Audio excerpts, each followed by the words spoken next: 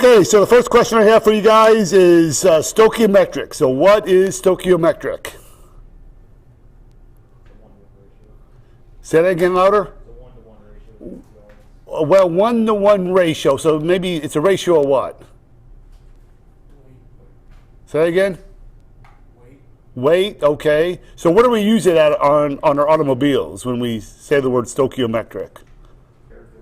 Air fuel. Yeah. So it's the air fuel ratio, and so we say the air/fuel, and so typically standard, what would be a standard stochiometric ratio of gasoline, just as a standard answer? 14.7 to 1. So 14.7 we say to 1. And so the key here with this is that we say for every unit of fuel we need 14.7 times more air. And so we've been discussing this a little bit. And so the question is, well, how do we know it's 14.7 to 1? And is it 14.7 to 1 for all fuels? And the answer is no, it's not. So if I have diesel fuel, if I'm going to run hydrogen or propane or natural gas or methanol or ethanol or biodiesel or whatever it is, the stochiometric ratio would change. So if you're going to change your fuel, and if you were going to, if you had a programmer, you would have to change the air-fuel ratio of the stochiometric of your vehicle. If you're running E85 on your race car versus raw gasoline, or if you go to 100% ethanol, you would have to change the programming of your controller as far as how much fuel it's adding to the engine as you're going down the road. And, the olden days, they would measure the density of the fuel and they would jet out a carburetor in order to change, stochiometric ratios. Now it's all done with computers. But the key today is that we're going to talk a little bit about combustion and how we figure this out and how that ratio is figured out, and go through some stochiometric calculations related to the automobile and fuels. And so the first one we are going to do is the easy one, which is hydrogen. And so you guys have a worksheet that you're able to follow along. And so I give you some pretty good instructions. But the first one, if you go to like page 2, page 3, I think they have hydrogen on there. Yep, there you go. So page number 6. And so it's a good place for you to start taking notes on this. And then I'll explain how to do this chart and how to fill this thing out throughout the rest of the lesson. So if I'm going to burn hydrogen in my internal combustion, here, come on up and grab. Here we go. Sorry about that, EJ. If we're gonna burn hydrogen, how does hydrogen exist in my fuel tank? As like what type of chemical symbol? I say, does it exist by itself, H1, or does it? You're shaking your head no. So how does it exist? Yeah, well, hydrogen by itself though. If I'm going to burn just hydrogen. H2, yeah. So we talked about that the other day. So we're going to start off with hydrogen, which is H2. So I have a whole bunch of hydrogen fuel in a tank. I'm going to burn into an internal combustion engine. It's going to be existing chemically as H2, two hydrogen atoms that are bonded together. Now, anytime I'm going to combust a fuel, so this is our fuel. This could be gasoline, could be hydrogen, could be propane. Okay, I'm going to add what else to it in order for the combustion process to do its thing? Oxygen, yeah. So we're going to add air. And really the air has two main elements. It has oxygen and it has nitrogen. And what we care about is the oxygen. And so how does oxygen exist in the air again? O2, yeah. So molecular oxygen. It's two oxygen molecules that are bonded together. The nitrogen, nitrogen is also two molecules that are bonded together in air, but it has it actually shares 3 electrons, and so that 3 electrons is a very strong bond. And nitrogen in the air is so strong, those 2 electrons are so strong, has three electrons, binding them together.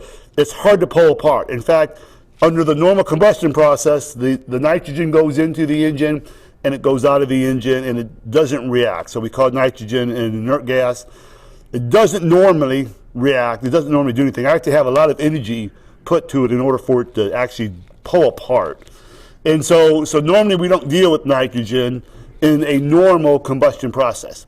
So I'm going to take hydrogen, I'm going to take oxygen, I'm going to put it in an engine, I'm going to compress it, I'm going to light my spark plug, which is going to spark it, going to start the combustion process. And the combustion process, this guy right here is going to equal what as an output?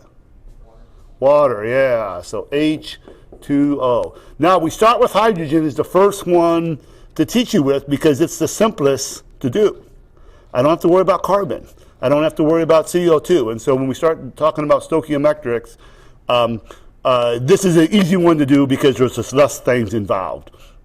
Okay, so when we go through this process of figuring out my air-fuel ratio, there's a couple of different steps that we do, and so I have them over here on the board, over on my slide. I have them in your piece of paper, but the first thing that I have to do is I have to balance the equation. And so what that means is that we talked about energy, and I'm taking this hydrogen, I'm taking this oxygen, and whatever I put into the engine has to come out. Has to come out. So I'm not creating hydrogen, I'm not creating oxygen, I'm taking whatever's there and I'm chemically changing it, and that chemical change is creating heat, and that heat is what we're using as work for our engine, and it's then going to make a new substance. And so I can't just like make more hydrogen or make more oxygen. Whatever I put in, I have to take out. So the issue is that the first step is what we have to balance the equation. Whatever I put in, I have to put out. And so if I take a look at this, I have two hydrogens. Well, I have two hydrogens over here. So that's balanced. Well, how many oxygens do I have over here? Yeah, but how many do I have over here? Only one. So that's not balanced. So how would I balance this? Do what? Just plus one oxygen? Okay, well, let's talk about a couple, and again, I just kind of threw out that question because there's more than one way to try to do this. Students would try to do this first because that looks balanced. But what did I just do over here? Yeah, I turned my water into some other substance. Yeah, H2O2 is a new substance. So you can't put an extra subscript in there because that changes this whole thing to make something different. So instead of doing this, I have to do this. And I'm going to do maybe a different color. We'll try blue. So the key is that so if I put one molecule of hydrogen and one molecule of O2, that's going to equal 2 molecules of water, H2O. So if I come and take a look at this, I got 2 molecules of oxygen now, but I did something here. I got 4 hydrogens. So now I got to so when I balance the equation, balancing equations is I'm not calling it an art form. You know, after you do it for a while, it gets easy, but there's more than one way to do it. And so I start with my fuel first. I come over here and I try to balance this, and then if my oxygens get messed up, I'm going to come over here and try to do something over here. And so the bottom line is that now I got 4 hydrogens. I got to come back over here and do what to get 4 hydrogens? Yeah, I'm going to put a 2 there. So that's 2 at that point in time. So now if I take a look at this, I got 4 hydrogens here, 4 hydrogens here. I got 2 oxygens here, 2 oxygens here. Hey, that's balanced. And that's probably the hardest part of this is to get the balancing right on it. Because as the fuel gets more and more complex, we get into alcohol fuels and biodiesels, you know, these get to be a lot bigger numbers, you know, and so it's a little bit harder to balance it. But right now, the first step is to try to balance it. The second step in this process is to what? Find the atomic weights of each of these. And so here's what I tend to do. There's more than one way to do this. So here's what we do. And of course, we talked about the atomic weights earlier. So what's my atomic weight of hydrogen? 1. I'm just going to put a 1 right here. So atomic weight units. What's my atomic weight of oxygen? 16. Atomic weight of hydrogen we decided is 1. Atomic weight of oxygen is 16. Okay, and then I'm going to multiply it by how many of them there are. So in this case, it's 4. So 4 times 1 is 4. Okay, this guy right here, there's 2 of them, right? Times 2, what's that number? 32. Yeah, if you guys could do the math for me while I'm doing this, I appreciate it. I got 4 of these over here, so times 4. Oh, yeah, that's 4. And I got 2 of these guys over here, and it's 32. But here's the deal. This is a water H2O, a compound, right? And so what I have to do here is I have to add these 2 guys together. So 32 plus 4 is 36 atomic weight units. So water, 36 atomic weight units. This O2 is 32. This hydrogen is 4. Now, again, these numbers are pretty small, pretty easy to do. The calculations here are easy. There's a checkpoint you want to do real quick. You want to stop whatever you're doing, and you want to make sure that whatever the number is, because I could have CO2 over here too. Whatever the atomic weight units are over here is a number must match over here. So I got a total of 36 over here, right? So I got a total of 36 over here. Yeah, so if they match, you know, okay, I'm probably doing something right. If I got 40 over here and 36 over here, something's wrong. Go back and start all over again. You got the math messed up. You got the balancing messed up. Something is wrong. So that's an easy thing to do to check yourself out.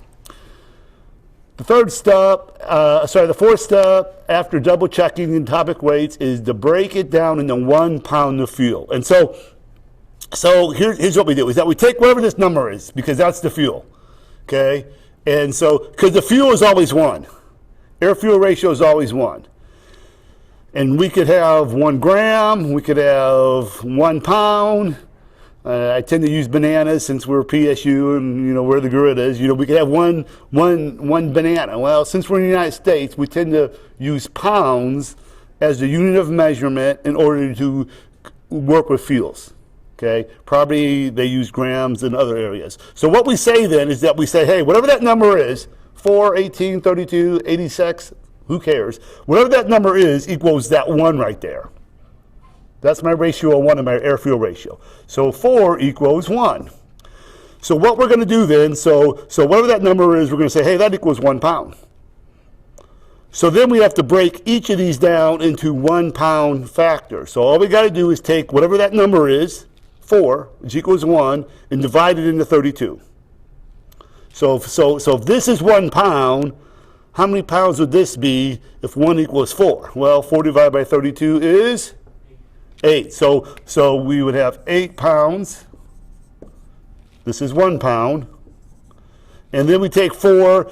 Don't do these. This is my number because since I got now, you know, compound, I got 2 different atoms there. So 4 goes into 36. 9 pounds. Okay, so what that means is that if I took 1 pound of hydrogen, if I take 1 pound of hydrogen, I'm going to need 8 pounds of oxygen, which is going to produce 9 pounds of water.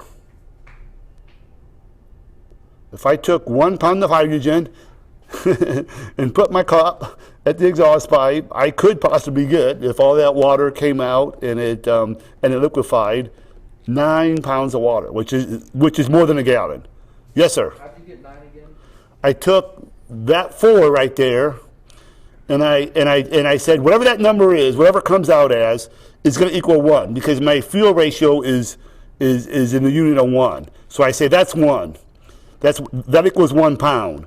So, well, if 4 equals 1 pound, how many pounds would that be in 4 units, or units of 4? Well, I got to take 4 and divide it into 32. I take 4 and divide it into 36 in order to break it down into 1 pound units, which is a little tricky. After we do it a couple times, I'm going to try not to get marker all over my face as I So if there were 6 hydrogens there, then 1 pound of fuel would be 6. Yes. Yeah, this number is going to change. Every time I change fuel, this number is going to be different. Will it always be hydrogen? No, this is just if I'm burning hydrogen. This is the simplest fuel, so we're starting with this. The next simplest would be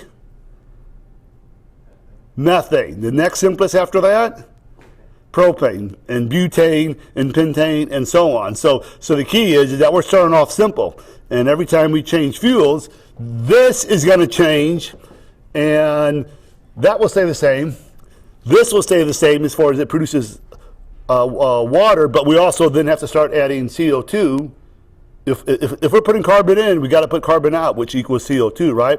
The difference is, however, though, is these numbers here are going to start changing on you, and you're going to see that as we go through this. Why we go through stochiometric calculations like this is that it helps you understand combustion processes in the engine and what starts to happen in there. And so we're using math to help explain things, is what we're doing. Now, if you take a look at this, my air-fuel ratio is 14.7 to 1. Well, this right here is saying, wait a minute, my air-fuel ratio is 1 to 8, or 8 to 1. And that's not right. Okay, so here's the deal, is that this is 8 pounds of O2. Well, this is air-fuel ratio. So how much of your air is really O2 as a percentage? Less than a quarter. So a quarter of it. So the key is that my air-fuel ratio, I got to do a little bit. It's going to be almost 4 times as much as this. Whatever that number is, it's going to be around 4 times more than that. Because remember, only a quarter of the air I'm putting in is O2. So what you do is you take in the amount of oxygen in the air by weight, we say, is 23.2%.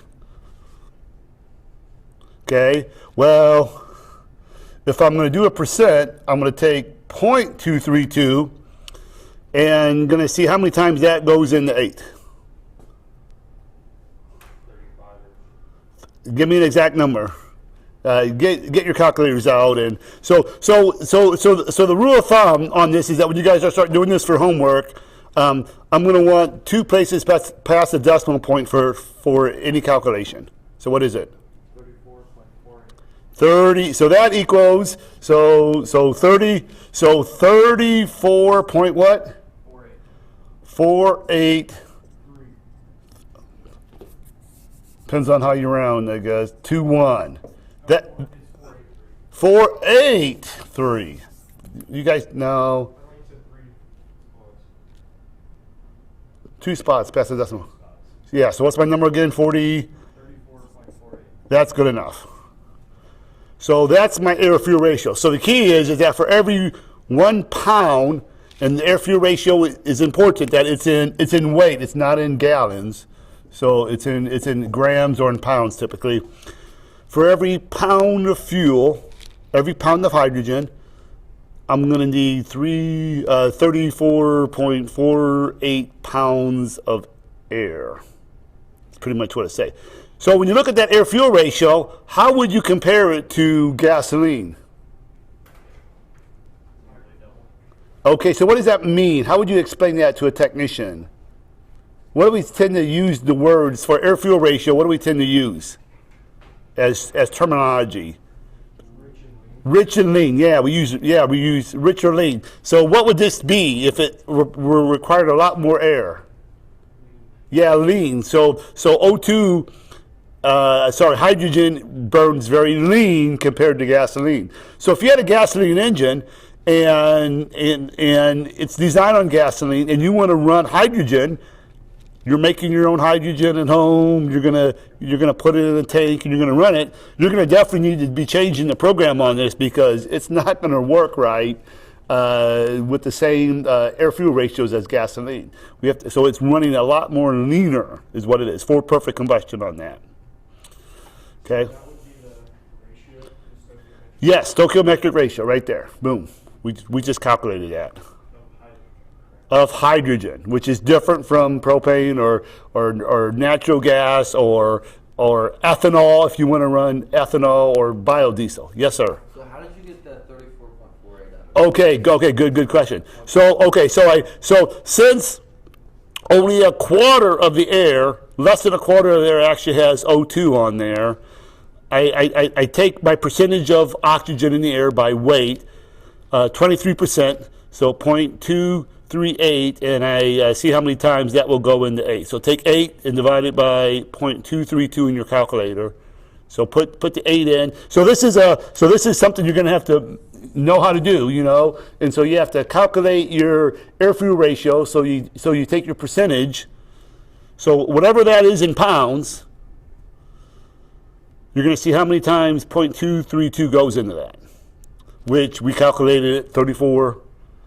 34 is the current time. So you think about that, you know, and if you think about it as a, if you had to guesstimate, whatever that number is, 3 pounds, 4 pounds, 5 pounds, you multiply it by, you know, 4, you're going to get somewhere around that, you know. Okay, the next thing is that, what about this water? Do we care about the water? Who cares about water coming out of the fuel? No big deal, right? Why don't you guys turn to page 1-16 in your books?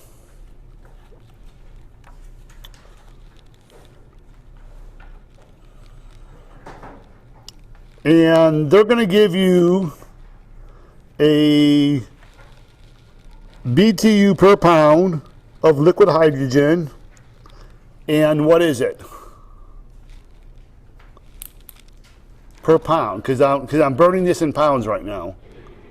52,000. So 52,000 BTUs per pound, which no fuel could compare. If you look at all the other fuels, hydrogen is going to give you the most BTU per pound. But the kicker is how many gallons am I going to need to fill up before I get a pound of liquid hydrogen? More than one, right? yeah. You're gonna need at least 3 of these, you know. And so the key is that 1 pound of hydrogen is a lot of liquid fuel compared to gasoline because it's so light. Okay, and there's a little caveat where it says BTUs per gallons. Is that the low heat limit or the high heat limit? Low heat units. Okay, so that's my low heat value, and so that's important because when you measure how much fuel it has per energy, BTUs, you'll see the high heat limit and the low heat limit. And there's 2 different numbers. And if I compare the low heat limit of hydrogen and maybe the high heat limit of something else, well, that's kind of deceiving. You have to compare apples and apples and oranges, meaning if someone's comparing fuels to you, you need to be comparing gallons to gallons, pounds to pounds. Okay, there's 2 ways to measure fuel, in gallons or in pounds. Also, low heat limit to low heat limit, and high heat limit to high heat limit. If you're comparing low heat limit to a high, well, that's not fair. You know, that's just not a fair thing on that. So, what is the difference between the low heat limit and the high heat limit? Well,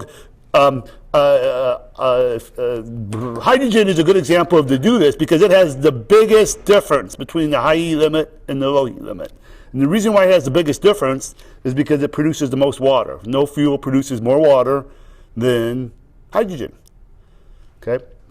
So, what we have to know is that if I have 9 pounds of water, that pounds of water had to vaporize in the engine. And how much energy does it take to vaporize 1 pound of water? Paul? 970 BTUs. Awesome answer. I love that. So 970 BTUs is what it takes to take 1 pound of liquid water and vaporize it into 1 pound of vapor. Okay, so and of course I got 9 of them. So what's 9 times 970? Somebody give me a number there. You could get your calculator out, your phone out, and calculate that. Because I got 9 pounds. 8730. So what's 8730 plus?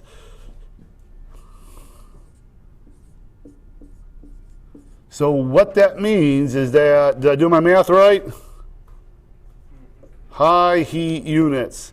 So what that means is that think of this as the gross. This is how much BTUs the fuel is actually producing. 6,730 BTUs per pound. That's the gross. Well, but we take away how much of that energy is used to create water, and so the water and the vaporizing of the water also consumes 8,730 BTU, so my low heat limit is only 52,000. And so think of this as your net. This is what you're really getting to power your engine. This is the total.